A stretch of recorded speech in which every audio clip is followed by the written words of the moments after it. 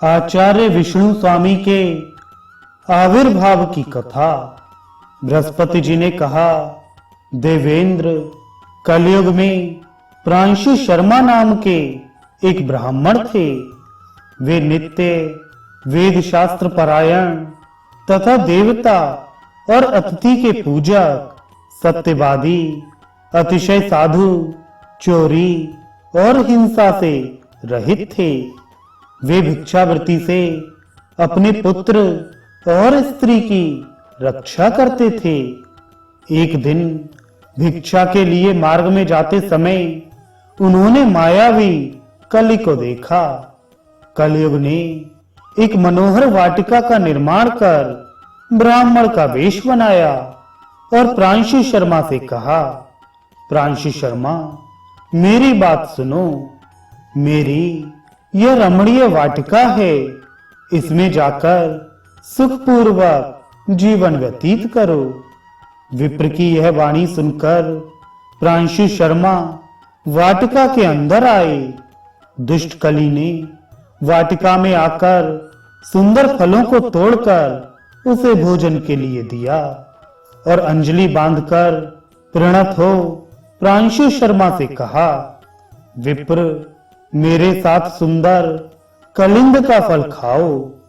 यह सुनकर उन्होंने हंसते हुए मधुर स्वर में कहा, विद्वानों ने बताया है कि बहेड़े के वृक्ष पर और कलिंद के फल में कली रहता है, अतः मैं इसे नहीं खाऊंगा। यदि तुम अतीव श्रद्धा भक्ति के साथ ब्राह्मण सेवा के उद्देश्य से इस फल को खाने के लिए दे रहे हो, तो मैं भगवान शालग्राम को निवेदित करने के बाद ही इस फल को ग्रहण कर सकता हूं, क्योंकि शालग्राम सच्चिदानंद विग्रह स्वरूप स्वयं ब्रह्म है। यह निश्चित बात है कि भगवान की जिस पर दृष्टि पड़ जाती है वह अभक्ष भी भक्ष बन जाता है। यह सुनकर कली लज्जित होकर निराश हो गया। ब्राह्मण उस फल को लेकर भूमि ग्राम में चले आए।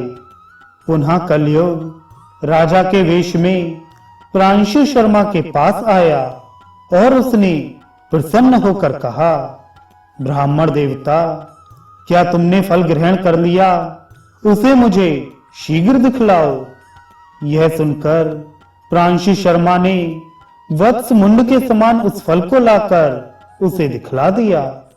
इस पर क्रुद्ध हो उस कली ने ब्राह्मण को बैंतों से मारकर लोहमय कारागार में बंद कर दिया। प्रातः काल सूर्योदय होने पर दुखी प्रांशु शर्मा ने भगवान भास्कर को ऋग्वेद के सूक्तों से संतुष्ट किया।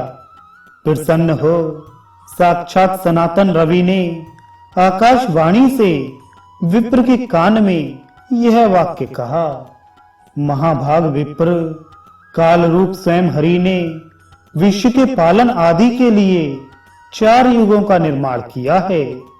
उन्होंने ही कल को विश्व समूह की मृत्यु के लिए रचा है। इसलिए घोर कलयुग आने पर विष्णु माया से विनिर्मित कलिंजर नगर में जाकर आनंद पूर्वक जीवन बिताओ। भगवान सूर्य ने ऐसा कहकर उस ब्राह्मण की रक्षा के लिए उसे कलिंजर भेज दिया। ब्राह्मण प्रांशु शर्मा वहां 125 वर्षों तक रहकर भगवान सूर्य की आराधना करते हुए पुत्र और पत्नी के साथ सूर्यलोक चला गया। वे ही प्रांशु शर्मा 28वें कलयुग में भाद्रपद मास की पूर्णिमा को शिवदत्त के पुत्र रूप में कलिंजर में विष्णु शर्मा, विष्णु स्वामी नाम से प्रसिद्ध हुए। वे वेद शास्त्र एवं कलाओं के ज्ञाता थे और देवताओं के पूजक तथा परम वैष्णव थे।